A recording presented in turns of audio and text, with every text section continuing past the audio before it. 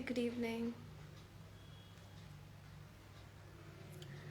I'm just gonna be waiting for a couple of minutes for more people to join in.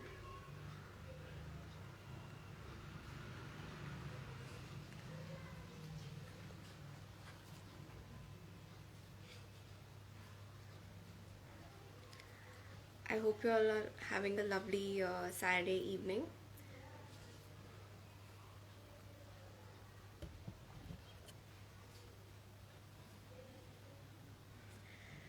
So, guys, in today's age, it becomes extremely important to know about our rights, and which is why we're having this session.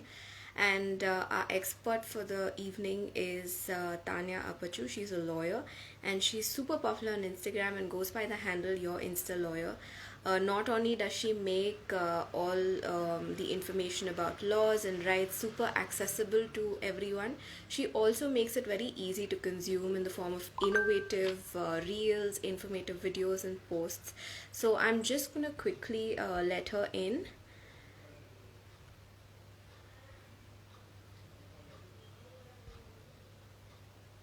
And we can get started with the session.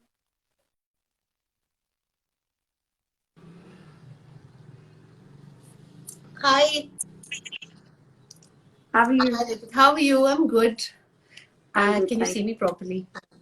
you. Yes, I Hi. can. How are you Hi, doing? I'm good. I'm good. How are you?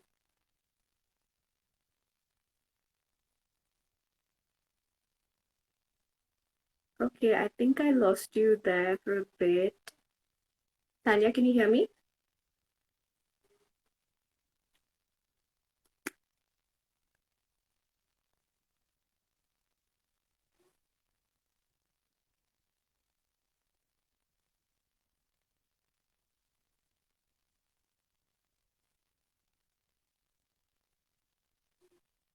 Oops, I think I'm just gonna let her in again.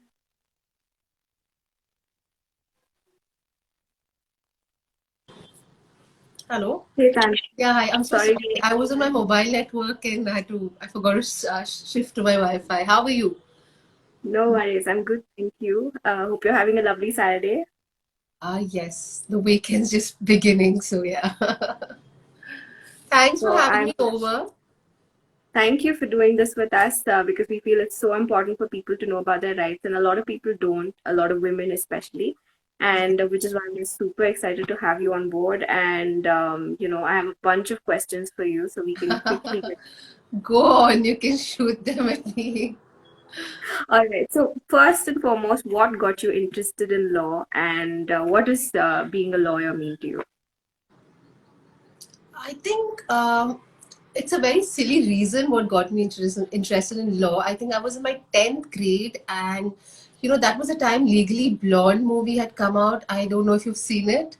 It's a Reese Witherspoon. Yeah, it's a very silly, cute movie, but I was enamored by it then. I was like, this is what I want to be, not knowing that it's all fiction and this is not how an actual legal profession works.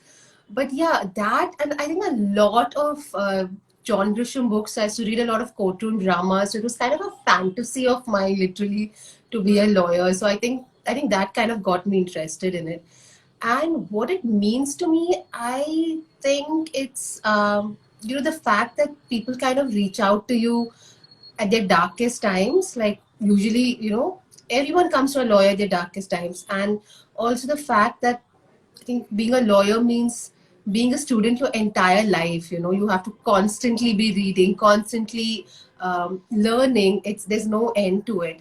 And also a teacher, because I'm teaching my clients and I'm teaching everybody else about their rights, and giving them a voice, or being a voice for them when they don't have one. So that for me, I think, is the best part of being a lawyer. I know that's super cool. So what are some of the inheritance laws that women in our country should know about? So inheritance, like we live in a very patriarchal society. So most women think that father's property will go to the son. We get married and go to a different house, and the son will continue taking care of whatever is the family's wealth or property, because he continues the lineage and the family name. But it is very important that women know that they can also claim a share in the ancestral property of the parents, and an equal share like the son. Okay, but they cannot claim share of the self-acquired property that parents can dispose of when they are alive to whomever they want to give it to. But in the event of their death, then they can they'll be class one legal heirs for the property in case they're not left a will. So that is very important for women, especially, some women suffer in their marital life, or they're not left with anything, and they don't even have, like, brothers who will give property. Or not in all cases, but some cases it does happen. So they should be aware that, I mean, not like you have to be in trouble to claim a share of the property. You can do it at any time, but it is more helpful in situations where, you have nothing left to take care of yourself, and you can ask for a claim in the ancestral property. So yeah, I think I think that's important to know. Yeah. yeah. I think someone's said something. Okay. Yeah. Okay. Someone's asked, what college did you study? Yeah, so thank you for all the comments. And I studied in ILS in Pune. So that's where I graduated from. Someone saying love from Bhopal, you're very knowledgeable. And someone saying Tanya ma'am, love from Gujarat. Thank you so much. Wangi says you're so pretty, but Okay. Can I there's one more speak about question. people who want to run away from family due to mental abuse? Okay. Do you want to cover that, or you can Not always. so much. You can definitely answer that, and then we can just continue with the Yeah, next question. so I get asked this a lot, especially youngsters who are like, we can't take it in our own houses. We can't handle our parents.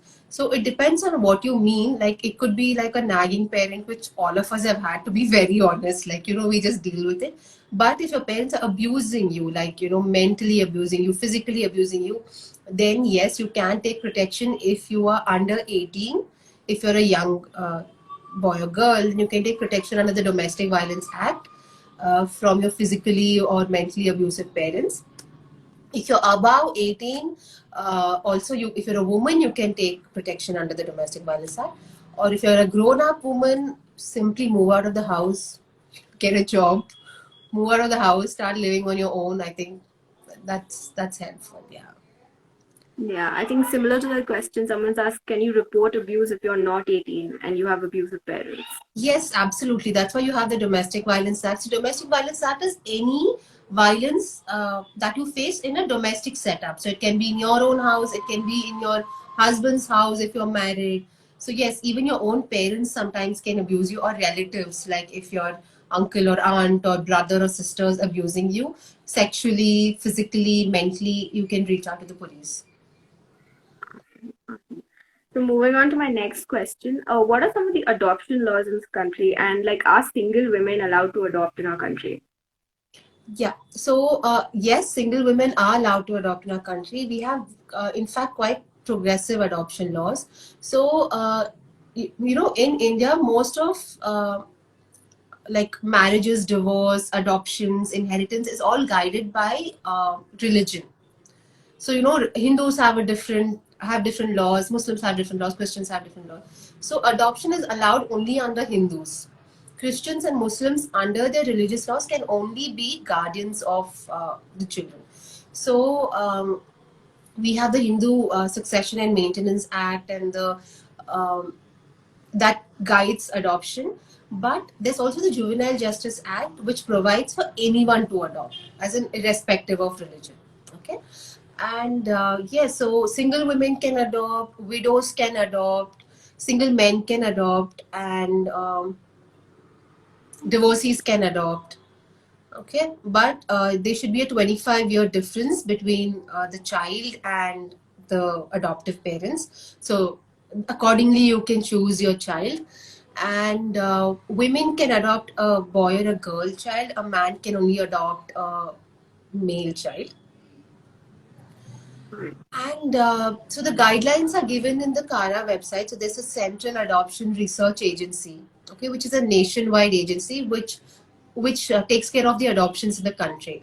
So they have a exhaustive guidelines, FAQs, everything provided on their website. So you just have to refer there, make application on it, and take it forward. So I mean, I don't really need to explain it. All the guidelines are provided there, and you can just have a look at it if you're interested. That's awesome, guys. You can look into that website in case you're looking to adopt. We have a question from Janvi. She says, "Can you report marital rape if someone you know is going through it?" Yeah. So marital rape is unfortunately not legal in India as yet.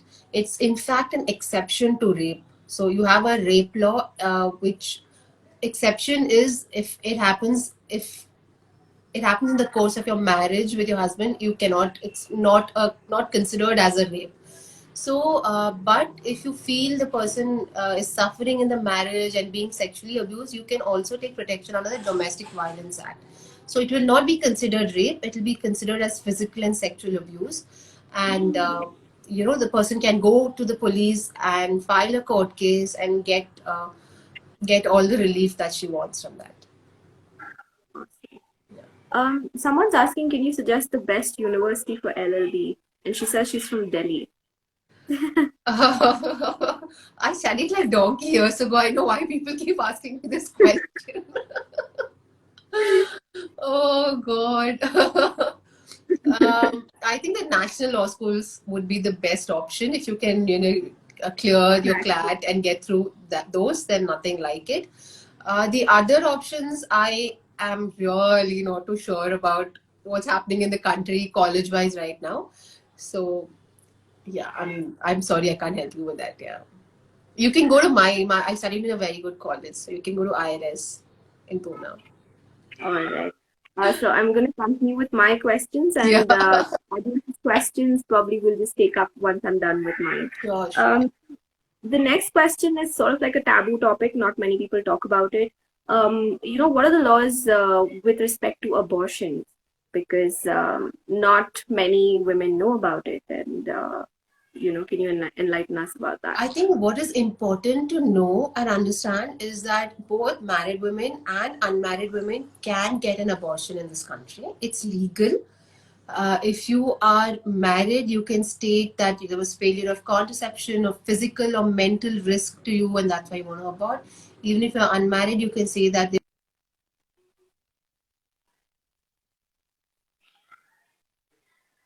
and get an abortion. So there's not much proof asked when you go to a doctor that nobody asked you for a certificate, etc., for an abortion. Also important to know is that you can only abort up to 20 weeks of the fetus, of the age of the fetus, and 24 weeks if there is some special circumstances with the doctor okays. If you want to abort after 24 weeks, you have to go to the court and ask for their permission for which reason that you're aborting. And yeah, I don't know if I missed out any important point.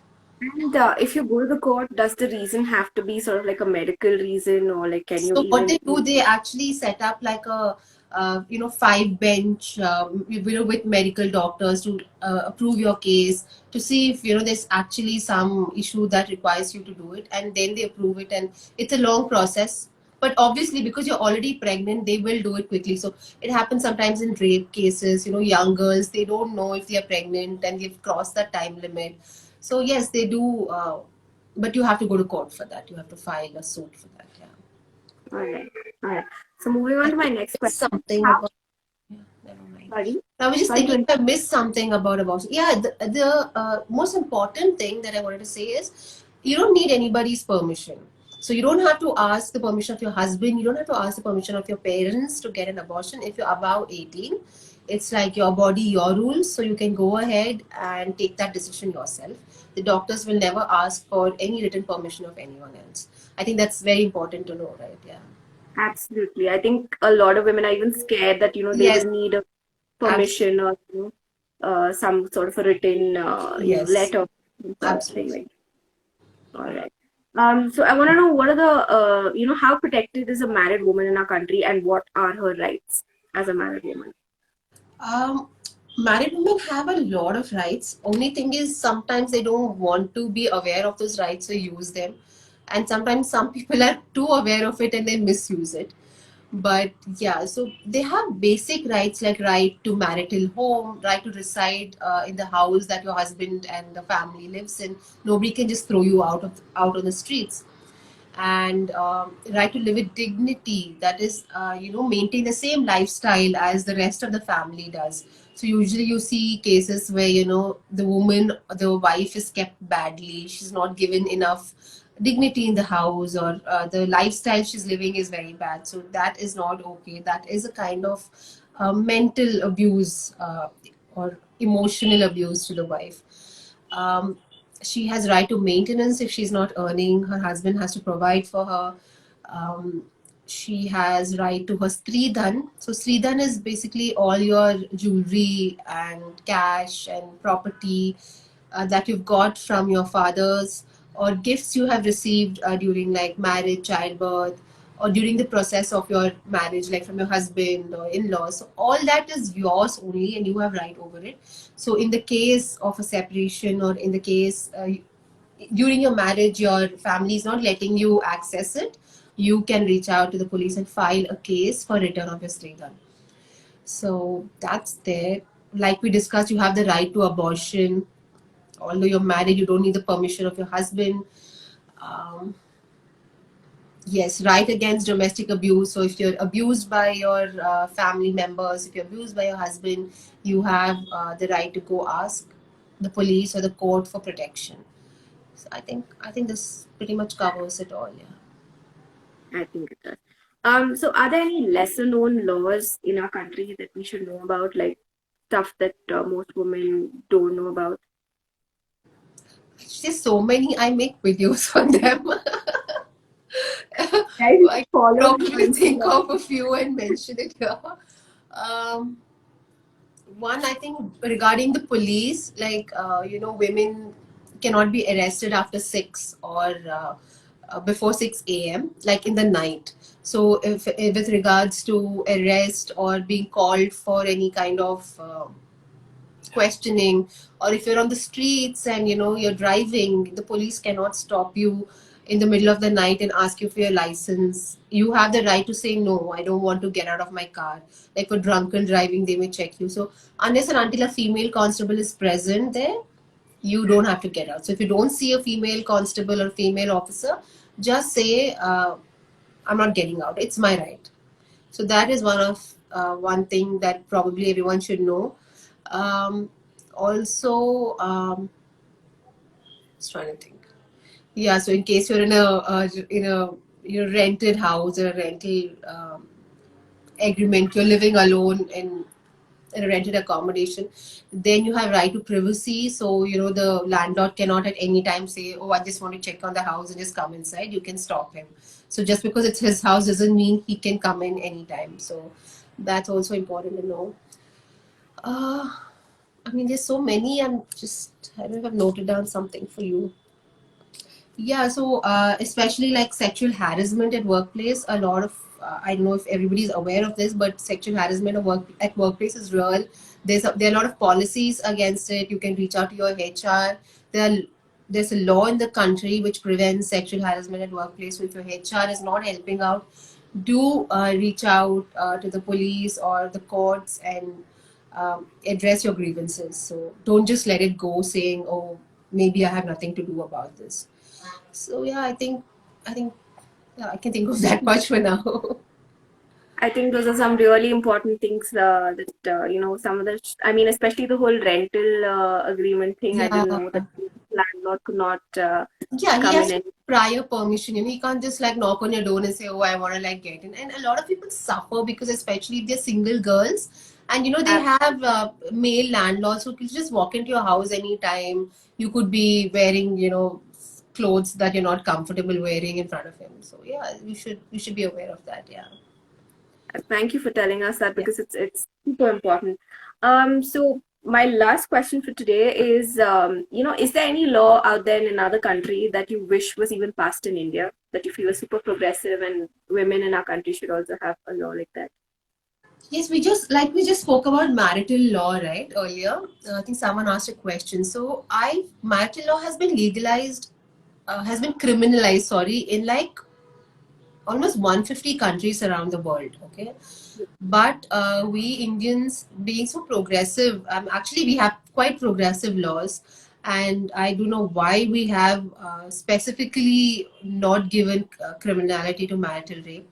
So I hope that that happens sometime. I know there's a lot of issue regarding, how will you prove and how will people will misuse it, but people are proving it in 150 other countries. So I think you can manage to prove it here too, and come up with a law which which is comfortable and which covers everything, covers the protection of men, husbands in marriages, and the women.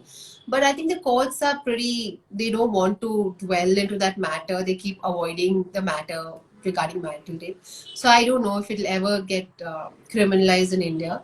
But yeah, I hope it does. So that's one of the laws I'm looking forward to. Yeah. Yeah, all right. So now we're just gonna get into the questions by all our viewers. Um, we have asked Neeru, who says, "Ma'am, I'm above 18. However, can I file a domestic violence on my parents who adopted me? Of course, I don't have any proofs other than my bad memories." Yes. So even if you're adopted, you are a legal child of your parents. So yes, you can. Uh, Usually, it is easier to file a domestic violence case when it is currently happening with you, because then it gets easier to prove. Like, so if you're saying you have no proofs and you just have memories, it's going to be a little hard to prove, because everything, unfortunately, in courts are about proof. But if you want to, we can always, give circumstantial proof. So if you want to reach out to me or any lawyer and talk about it, then, we can come up with some solution and come out with circumstantial proofs of what has happened with you. So it's going to be difficult for me to say anything without hearing your case. But yes, you can. You still can. Yes. We have another question which says, "Are prenups recognized in India?" No, prenups are not recognized in India as a prenuptial agreement. But if you enter into a contract with your husband, or with your fiance, sorry, which states certain things, and that contract is kind of ticks off all the requirements of a valid contract under the Indian Contract Act, then your prenup, it will not be recognized as a prenuptial, but it will be just recognized as a contract under the Indian Contracts Act. So if you go to court with it, they will recognize it. But you cannot call it a prenup. You can put the conditions of a prenup though, and there are certain conditions required. I will not dwell into it, but yes, you can enter into it. It should be fair, and it should be clear. It shouldn't have any expectations which are not, the regular expectations. It should be fair expectations. So there's some conditions about a valid contract in India. We'll not dwell into that now. You can reach out to me if you need anything. All right. So we have another question. It's by Sakshi. She says, "What advice would you like to give to first year law student?" I think my advice would be to just relax in your first year. Just because I've seen a lot of law students, they want to start activism in the 11th grade itself, and now you have so many law students filing cases and PILs in the Supreme Court. So I think a first year would be just to relax and enjoy your college life and see what interests you. Get into a lot of extracurricular activities in your college. I'm sure your college will have a lot of extracurriculars, like this club, that club. So get into all that. See what fascinates you, what interests you. Make new friends. I think your first year is for that. You have another 4 years to spend studying very hard, or working on your career. So I think first year you should just chill. Yeah. I don't know if I'm giving you bad advice, but I would have preferred to do that.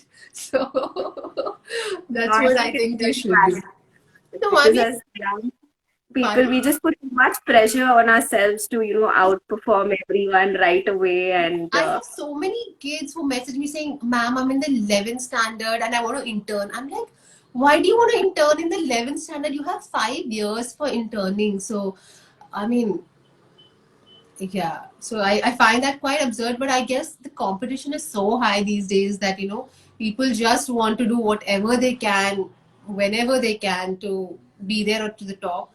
But yes, that's not a necessity. You can forge your own path and also do very well in life. You don't have to really run that rat race and do what everyone else is doing.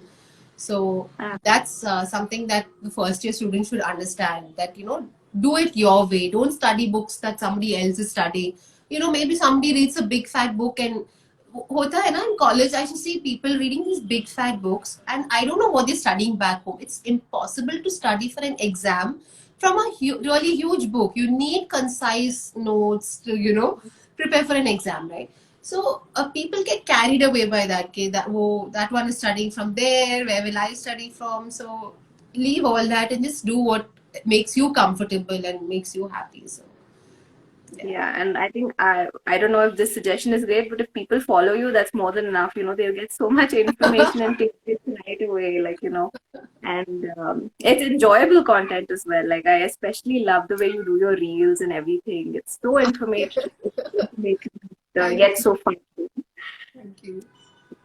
So we have the next question. Someone says, "What about child maintenance laws?" Yeah, so child maintenance is generally to be provided by the husband and the wife because it's both your child, so you have to maintain your child in case of a separation or divorce. But if the wife is not working or she has no means to earn, she can never earn, then the court will provide for like maintenance for the child to be provided completely by the husband, by the father. Yeah. But in case circumstances change, like, sometimes the wife is not working at the time of divorce, but then wife starts working a couple of years later, then she also has to provide. So it's not a one-time thing, it's kind of a flexible thing. All right. We have another question. Mr. Thakur says, "How do we prevent spouse from taking 50% wealth during divorce?" Of your wealth. Nobody gives the spouse 50% wealth. That's only in the US. Like US divorce laws have this thing where, you go file a divorce and all your assets are equally divided amongst the husband and wife. In India, the wife doesn't get any property of yours, of the husband. So in no case will she get any property of the husband or the in-laws or the father mother-in-law. So it's only alimony that she can ask for from the husband. If she's not earning, she can ask, or even if she's earning, like a one-time settlement or a monthly maintenance that she can ask for. She cannot get any share in the property unless it's a joint property or a co-joint property. Then she'll get her share back of how much ever she's paid. All right. Not otherwise. You can live happily. She's not going to take away 50% of your wealth. All right. So the next question is how to deal with mental torture in family. Like we just discussed it, right? Like you can, if the torture is too much or this physical torture, you can reach out to the police and file a domestic violence case against your parents. All right. Like, no, this is not for regular mental torture. We all went through it, okay? So, I mean, if your parents are not letting you do something or they continuously nag you to study, that is not mental torture you can go to the police for, okay? So, you have to understand that there's a fine line between that. When it gets unbearable, when it's really messing with your life, that's when you need to go to the police, not just for general mental torture. So, All right. Suparna writes, "You're helping so many of us women, men, and non-binary people." thank you. All right. I think some of the questions are repetitive. Maggie asks, how to get track for Sridhan without showing that one wants to have some proof of it." I'm sorry, come again. How to get track for Sridhan without showing that? How to keep track? How Yeah. without showing that one wants to have some proof? See, Sridhan is yours, right? So you already know what you have. Like it's your jewelry and your assets. So if you have bills of jewelry you've bought, if your father has purchased something, keep those bills. And I always advise people that if you're getting married, and you've been given a lot of jewelry or assets, please open a locker too in your name and keep your jewelry there. Like, what's the whole point of, providing so much for your child and not keeping it secure? And, most people, what they do, they go give it to the mother in law, the husband. And then something goes wrong. As long as everything is fine, there's no issue. But something goes wrong, and they're like, oh, now I don't know how to get it back. So, yes, you should keep track of it by, keeping your bills. You can also make a list of everything, and you can get like a witness certifying that, yes, a relative or 2 3 relatives certifying that yes, such things have been given to her during the course of at the time of marriage, and I have witnessed it. So such things help you, help as evidence. I think those are some nice points. Someone says, can you please provide us with a brief summary on the triple talaq law in India and also the damages a woman can claim? The triple talaq law has been abolished in India. It's no longer there. It's criminalized. So if somebody gives you a triple talaq, that is criminal. That is not a talaq anymore. So you can actually go to the police if your husband decides to give you a triple talaq. It's been criminalized, I think 2017. I've made a video on it also, so you can go check it out. Oh, we'll take one more question. Yes. I think Sumi asked, how much truth to men claiming fake cases by women are higher than real cases, as the data has changed in recent years?